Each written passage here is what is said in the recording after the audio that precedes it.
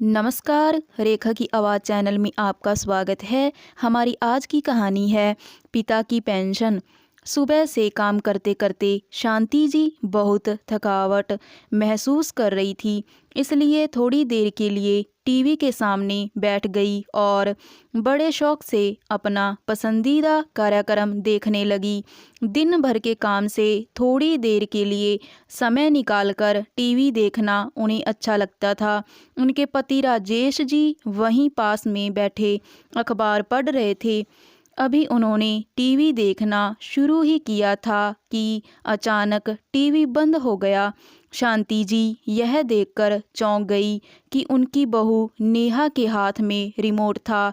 उसने ही टीवी बंद किया था। शांति जी ने हैरानी से पूछा, क्या हुआ बहू, टीवी क्यों बंद कर दिया? तभी नेहा ने कड़कती आवाज़ में कहा, माँ जी, सारा दिन आप टीवी देखती हैं, मालूम भी है कि बिजली का बिल कितना आ जाता है। तभी अखबार को चेहरे के सामने से हटाते हुए राजेश जी बोले, बहू, यह कौन सा तरीका है अपनी सास से बात करने का? अब क्या वह टीवी भी नहीं देख सकती? तभी उनकी बहू ने कहा, बाबूजी, यह तो आपको भी मालूम है कि बिजली का बिल कितना आता है। आप तो सारा दिन बस अखबार में ही खोए रहते हैं। हमें तो अपने बच्चों का भी सोचना है। आज से यह रिमोट मेरे पास रहेगा। यह टीवी सिर्फ शाम को ही चलेगा। मैं खुद ही आपको रिमोट दे दूंगी। यह कहते हुए नेहा रिमोट लेकर अपने कमरे में चली गई। शांति जी तो सदमे से जैसे पत्थर ही हो गई। उन्हें अभी तक विश्वास नहीं हो रहा था कि जो कुछ भी उन्होंने सुना वह हकीकत थी या कोई सपना। तभी राजेश जी ने उनके कंधे पर हाथ रखा तो शांति जी की आंखों से आंसू बह निकले। उन्होंने अपने पति को कुछ कहने के लिए मुंह खोला ही था कि राजेश जी ने शांति जी को चुप रहने का इशारा किया और खुद कुर्सी पर आंखें बंद करके गहरे सागर में गोते लगाने लगे। बेटे और बहू में बदलाव तो वह पिछले काफ़ी दिनों से महसूस कर रहे थे। उन दोनों का बिना मतलब के खींचना, बेवजह चीखना और चिल्लाना तो अब रोज़ की बात हो गई थी। बेटे ने एक दो बार इशारे में उन्हें कहा भी था कि यह मकान उनके नाम कर दें और राजेश जी भी यही सोचने लगे थे कि बाद में भी तो सब कुछ बेटे बहू का ही है, फिर अभी क्यों नहीं। लेकिन फिर जब एक दिन वह अपने मित्र से मिले तो उन्होंने सलाह दी कि वसीयत जरूर बनवा लो, लेकिन मकान पहले अपनी पत्नी के नाम लिखना, उसके बाद बेटे के नाम। अपनी पत्नी का बुढ़ापा खराब मत कर देना। कम से कम आपके बाद इज्जत की दो रोटियां तो मिलेंगी तुम्हारी पत्नी को। उन्होंने ऐसा ही किया था क्योंकि उनके दोस्त ने ही सलाह दी थी कि औलाद का असली रंग देखना हो तो एक बार झूठ बोलकर देख लो कि तुमने मकान उसके नाम कर दिया है, सच्चाई अपने आप सामने आ जाएगी। लेकिन इतनी जल्दी नकाब उतर जाएगा यह उन्होंने कभी नहीं सोचा था। राजेश जी थोड़ी देर यूं ही सोच में डूबे रहे। फिर उन्होंने शांति जी की तरफ देखा जो आंखें खोले छत की तरफ लगातार देखे जा रही थी। वे अपनी पत्नी से बोले, शांति, जिस दिन से हमारा बेटा हमारी ज़िंदगी में आया है उस दिन से लेकर आज तक अपनी इच्छाओं को दरकिनार करते हुए हमने केवल उसी के बारे में सोचा, और आज भी इस उम्र में भी तुम घर का सारा काम करती हो और बहू को बाहर घूमने और आराम फरमाने से फुर्सत नहीं है। रिटायर होने के बाद भी मैं अपनी पेंशन घर खर्च के लिए देता आया हूँ, लेकिन इस सब का सिला हमें क्या मिला? बहू आए दिन बदतमीजियों पर उतर आती है और हमारा बेटा है कि जोरू का गुलाम बना हुआ है। बस हुआ शांति, अब मुझे लगता है कि हमें अपने लिए भी जीना चाहिए। फिर शांति जी बोली, क्या मतलब? शांति, बहुत समय से मेरी कहीं घूमने जाने की इच्छा है। फिर शांति जी बोली, अजी, दिल तो मेरा भी बहुत करता है, पर यह सोचकर चुप रह जाती हूँ कि कहीं बेटा बहू गुस्सा ना हो जाए। जब बिना किसी कारण बहू हमें आए दिन बातें सुनाती रहती है तो फिर इस बात पर तो बवाल ही मचा देगी। फिर राजेश जी बोले, शांति, मालूम है तुम्हें, बचपन में जब भी मैं हवाई जहाज़ को आसमान में उड़ता हुआ देखता था तो मेरा उसमें बैठने का बहुत दिल करता था, लेकिन कभी बैठ नहीं पाया, क्योंकि माता पिता के पास तो इतने पैसे थे ही नहीं। जैसे तैसे घर का खर्च चलता था। बड़ी मुश्किल से उन्होंने मुझे पढ़ाया लिखाया, तब जाकर मुझे सरकारी नौकरी मिली थी।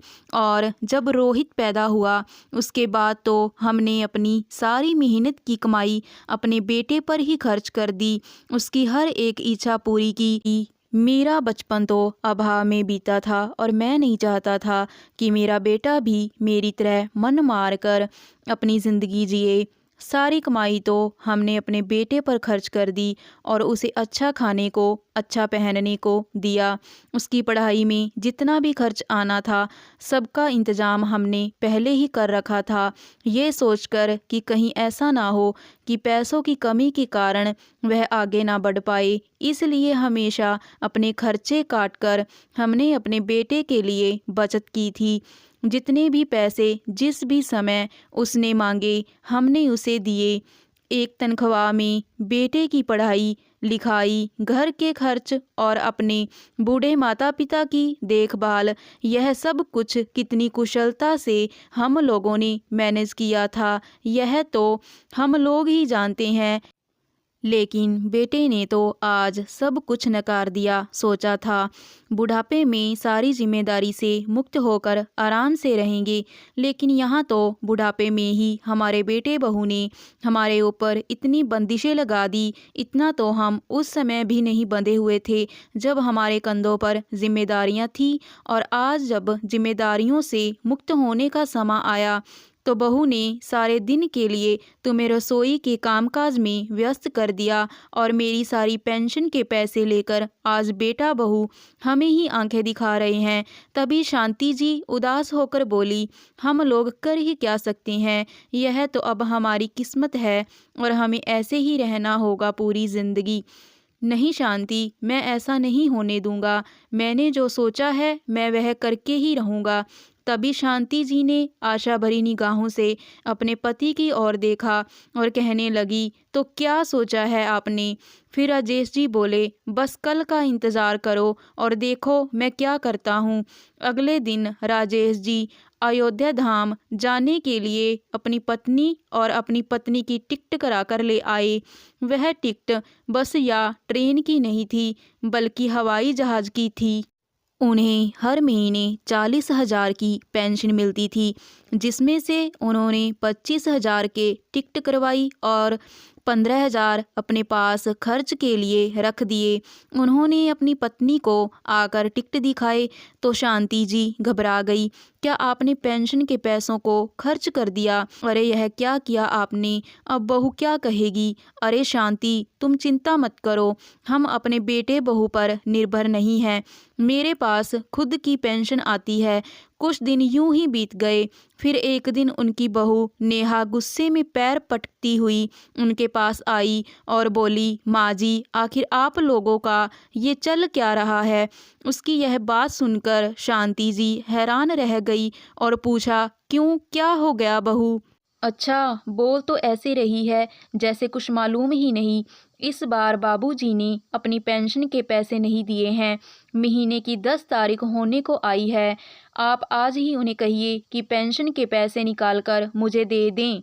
दरअसल बहू, वह बात यह है कि इस बार तुम्हारे बाबूजी और मैंने एक साथ बाहर घूमने जाने का प्रोग्राम बनाया है और उनकी पेंशन से हमने घूमने के लिए टिकट करवा लिए हैं, इसलिए इस बार तो पेंशन के पैसे तुम्हें नहीं दे पाएंगे। शांति जी ने सकुचाते हुए कहा तो तभी उनकी बहू बोली, क्या आप दोनों घूमने जा रहे हैं? शर्म नहीं आती इस उम्र में घूमते हुए? चुपचाप घर बैठिए जैसे बूढ़े लोग रहा करते हैं। जानती भी हैं घर में कितना काम होता है। आने दीजिए आपके बेटे को, उन्हें भी बताऊंगी कि कितना फालतू का खर्च करते हैं उनके माता पिता। और हम दोनों से पूछे बिना आपने बाहर घूमने जाने का सोचा भी कैसे?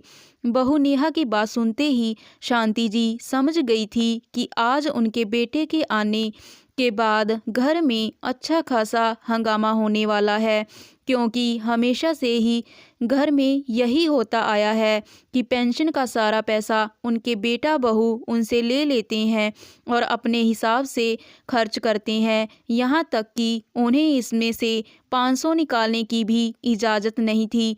अगर वह ऐसा करते तो घर में ज़ोरदार झगड़ा होता था।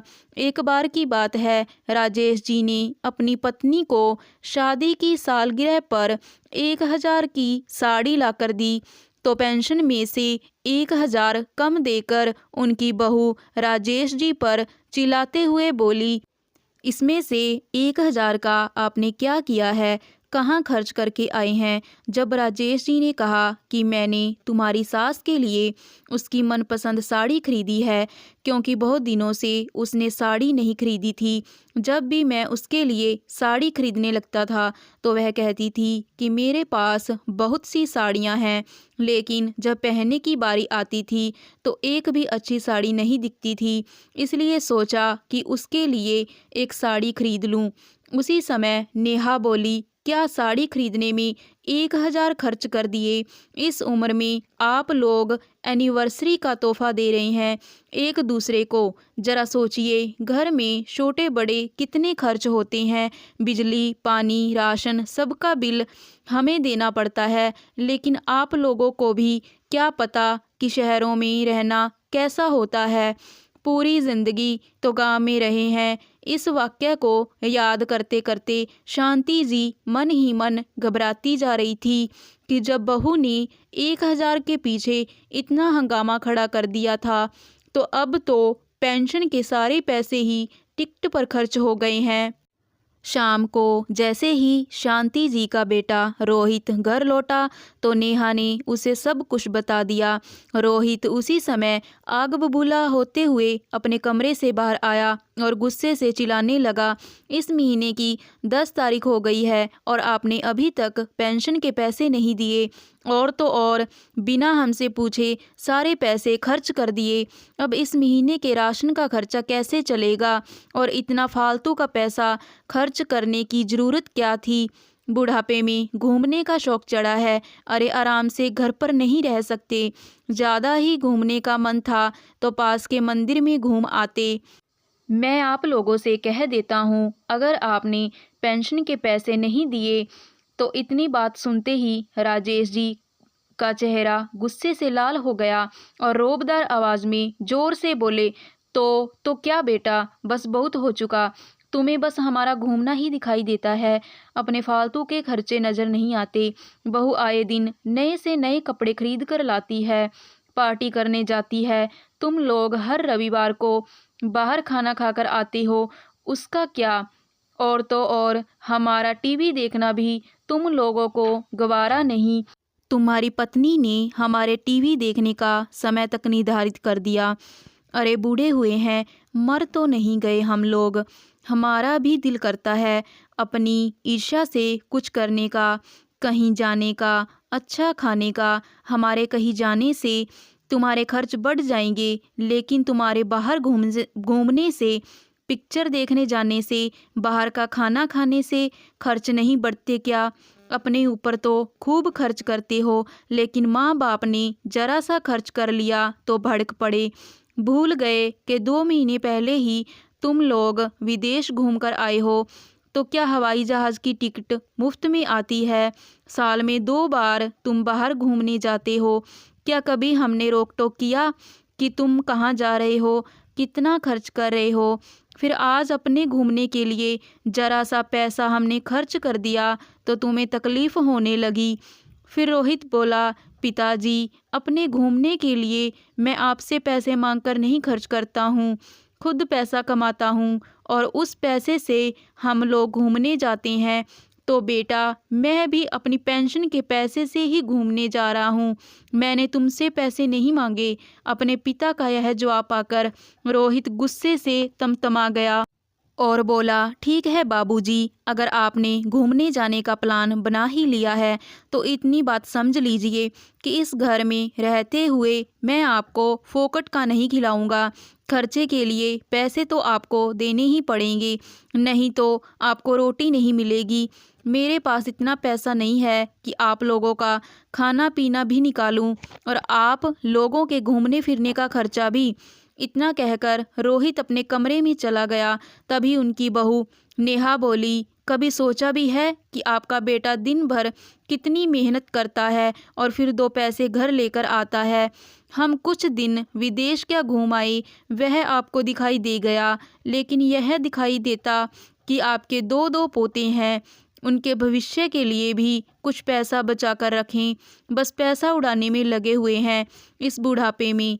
अब कहीं घूमने जाने की ज़रूरत नहीं है, चुपचाप घर पर ही रहिए और घर की रखवाली करते रहिए। और वैसे भी इस उम्र में बाहर घूमने जाएंगे तो घूमने के चक्कर में कहीं बीमार होकर आ गए तो मैं आप लोगों की सेवा नहीं करूँगी, फिर पड़े रहिएगा एक कोने में। क्यों बहू, घर में रहकर तुम्हारी सास क्या दिन भर काम नहीं करती है? बाहर घूमने जाएगी तब तुम्हें लगता है कि वह बीमार हो जाएगी। राजेश जी की बात सुनते ही नेहा मुंह फुलाकर अपने कमरे में चली गई।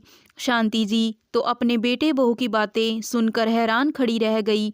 उनकी आंखों में से आंसू निकल आए। उन्हें समझ नहीं आ रहा था कि क्या करें। थोड़ी देर बाद शांति जी अपने पति राजेश जी से कहने लगी, सुनो जी, घूमने जाने की बात पर तो घर में हंगामा ही खड़ा हो गया। मुझे लगता है कि हमें अपना प्लान बदल लेना चाहिए, नहीं तो बेटा बहू तो घर में ही हमें रोटी भी नहीं देंगे। घर में रहना ही मुश्किल हो जाएगा। बातें सुना सुना कर हमें जीते जी ही मार देंगे। तभी राजेश जी बोले, तुम चिंता मत करो शांति, मेरे होते हुए तुमसे कोई कुछ नहीं कह सकता। जितना कहना था कह लिया। यह लोग जब विदेश गए थे तो कम से कम 5 लाख का खर्च करके आए होंगे और हमारे 500 खर्च करने पर भी कलह शुरू कर देते हैं।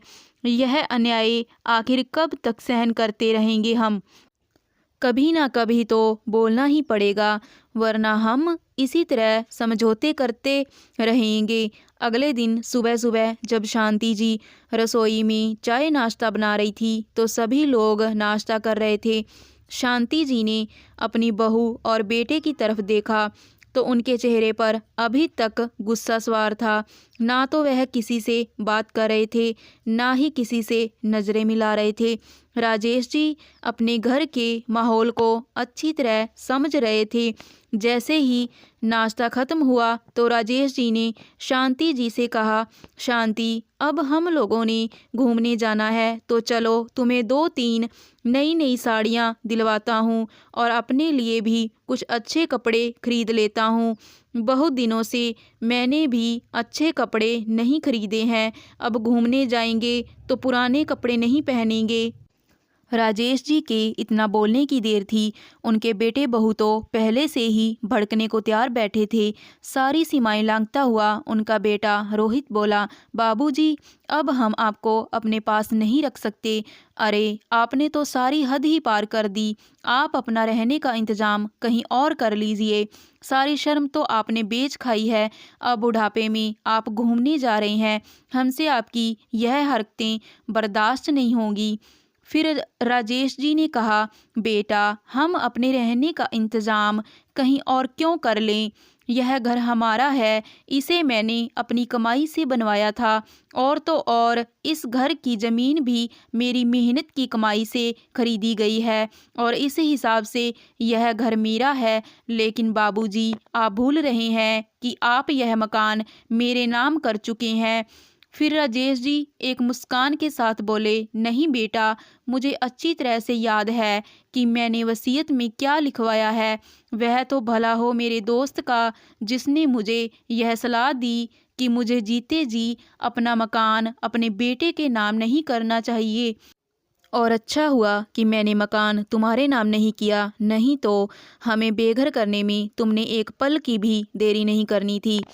एक बात कान खोलकर सुन लो कि मैंने और तुम्हारी माँ ने ज़िंदगी में खूब इज्जत कमाई है, और अगर तुम लोग मेरी या तुम्हारी माँ की बेइज्जती करोगे तो यह मुझे बिल्कुल बर्दाश्त नहीं होगा। इसलिए आज मैंने फैसला किया है कि तुम ऊपर की मंजिल पर शिफ्ट हो जाओ और अपनी गृहस्थी अलग बसा लो, और मुझे हर महीने 30,000 किराया दे देना, या फिर कोई दूसरा मकान भी ढूंढ सकते हो, मुझे उससे भी कोई एतराज़ नहीं है। आज महीने की 20 तारीख है, तुम्हारे पास 30 तारीख तक का समय है। सोच कर जवाब दे देना, मैं उसी हिसाब से आगे के बारे में सोचूंगा। अब फैसला तुम्हारा है। तभी नेहा बोली, अगर आप हमें इस घर से निकाल देंगे तो इतने बड़े घर का क्या करेंगे, और इस बुढ़ापे में आप लोगों की देख रेख कौन करेगा? हम आपके बहू बेटे हैं, आखिरकार हम ही तो आपके काम आएंगे। तभी राजेश जी ने कहा, अरे अरे, अभी तो हम लोगों के हाथ पैर चलते हैं, तब तुम्हारा यह हाल है। जब हम पूरी तरह से तुम्हारे ऊपर निर्भर हो जाएंगे तब तो तुम हमें भूखे ही मार दोगे। अब अगर अपने पैसे खर्च करने की ही है तो हम तुम्हारा रोब क्यों सहन करें? रही बात बुढ़ापे में गुजारा करने की, तो इतना बड़ा घर है, इस घर में मैं 2 किराएदार आराम से बिठा सकता हूँ, और काम वाली बाई मिलना मुश्किल काम नहीं है। खाना पकाने और घर के बाकी के काम के लिए हम बाई रख लेंगे।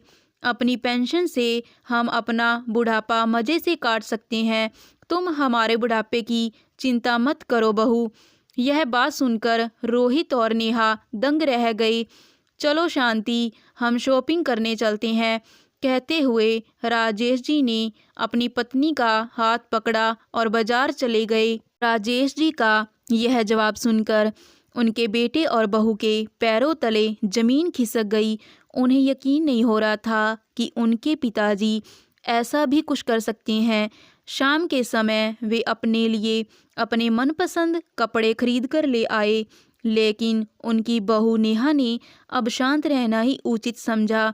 उसे समझ आ गया था कि यदि अब वह कुछ कहेगी तो उसके ससुर 2-4 बातें उसे और सुना देंगे।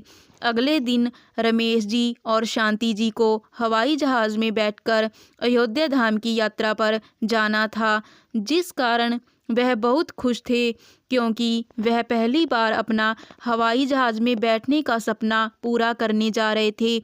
सुबह के समय वे दोनों तैयार होकर अपनी बैग लेकर जैसे ही बाहर निकलने लगे तो अपने बेटे और बहू को आवाज़ देते हुए कहा कि हम 10 दिन के बाद आएंगे, तब तक तुम इतना इंतज़ाम कर लेना। इतना कहकर वे दोनों एयरपोर्ट के लिए निकल गए। एयरपोर्ट पर हवाई जहाज़ को देखकर वह अंदर ही अंदर बहुत खुशी महसूस कर रहे थे और अपनी पत्नी से कहने लगे कि जहाज़ तो सच में बहुत बड़ा होता है। जब आसमान में उड़ते हुए देखा था तो ऐसे लगता था कि यह बहुत छोटी सी चीज़ है, लेकिन आज सामने से देखने में पता लगा कि यह असल में कितने बड़े होते हैं। जब वे दोनों अयोध्या धाम पहुँचे तो वहाँ पहुँचकर उन्होंने मंदिर में दर्शन किए और फिर आसपास की जगह पर घूमने निकल गए। शांति जी उन्हें कहने लगी कि वाकई यह दिन हमारी ज़िंदगी के सबसे अच्छे दिन है, जब हमें एक दूसरे के साथ इतना अच्छा समय व्यतीत करने को मिल रहा है। फिर राजेश जी बोले, शांति, हम बूढ़े हो गए हैं तो क्या हुआ, अरमान तो हमारे दिल में भी है ना। बुढ़ापा आने के साथ हमारी इच्छाएं मर तो नहीं गई ना। अच्छा खाने की, अच्छा पहनने की और घूमने की इच्छा तो हमारे दिल में भी है, लेकिन आजकल के बच्चों को लगता है कि बुढ़ापा आ गया है तो ज़िंदगी ही ख़त्म हो गई है। यह तो भगवान का शुक्र है कि अभी हमें पेंशन मिलती है। आज इसी पेंशन के दम पर मैं अपने बच्चों के सामने बोल पाया हूँ, लेकिन मुझे तो उन माँ बाप के बारे में सोच सोच कर चिंता होती है जो सब कुछ अपने बच्चों पर लुटा देते हैं और बुढ़ापे के लिए कुछ भी अपने पास नहीं रखते।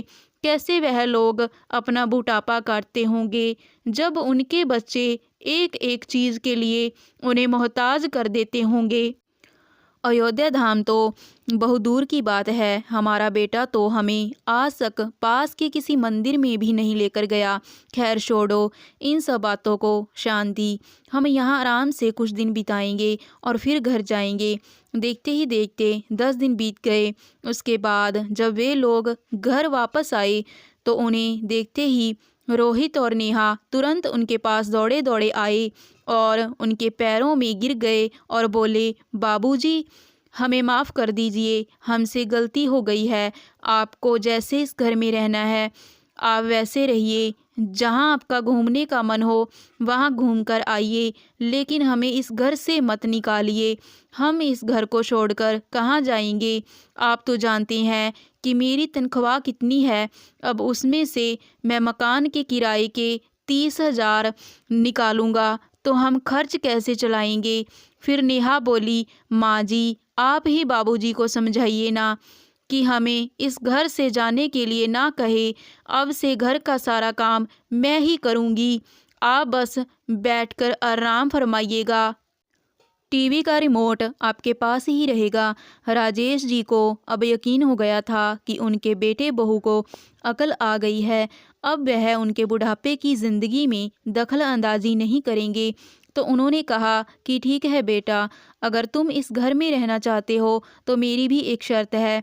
मैं अपनी पेंशन के पूरे पैसे तुम्हें नहीं दूंगा, कुछ पैसा मैं अपने पास रखूंगा, क्योंकि बुढ़ापे में मेरे और मेरी पत्नी के भी कुछ खर्च हैं। हमारी दवाइयों का खर्च तो चलता ही रहता है, कभी ब्लड प्रेशर की दवाई, तो कभी डायबिटीज़ की दवाई, तो कभी जोड़ों के दर्द की दवाई। और बार बार मुझे तुम्हारे आगे हाथ फैलाना अच्छा नहीं लगता। अपने ही पैसों के लिए मैं तुम पर मोहताज रहूं, यह मुझे मंजूर नहीं। तो फिर रोहित ने कहा, नहीं पिताजी आप ये ऐसी बात कर रहे हैं, आपको जैसा ठीक लगे आप वैसा ही करना। फिर रोहित ने नेहा से कहा, नेहा तुम यहाँ खड़ी खड़ी क्या कर रही हो? जल्दी से माँ और पिताजी के लिए चाय बनाकर ले आओ, वह थक गए होंगे। इतनी बात सुनते ही राजेश जी मुस्कुराने लगे और मन ही मन सोचने लगे कि आज अगर उन्होंने अपने और अपनी पत्नी के आत्मसम्मान के लिए यह निर्णय न लिया होता तो पहले की तरह आज भी उन्हें मन मारकर गुजारा करना पड़ता। कभी कभी ज़िंदगी में अपने लिए कुछ कठोर निर्णय लेने भी पड़ते हैं।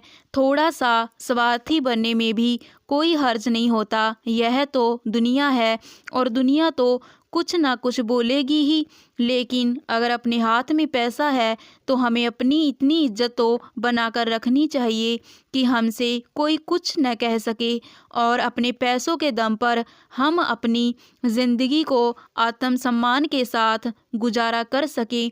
दोस्तों आपको ये कहानी कैसी लगी लाइक और कमेंट करके ज़रूर बताएं और चैनल को सब्सक्राइब करना न भूलें। मिलते हैं एक नई कहानी के साथ। बहुत बहुत धन्यवाद।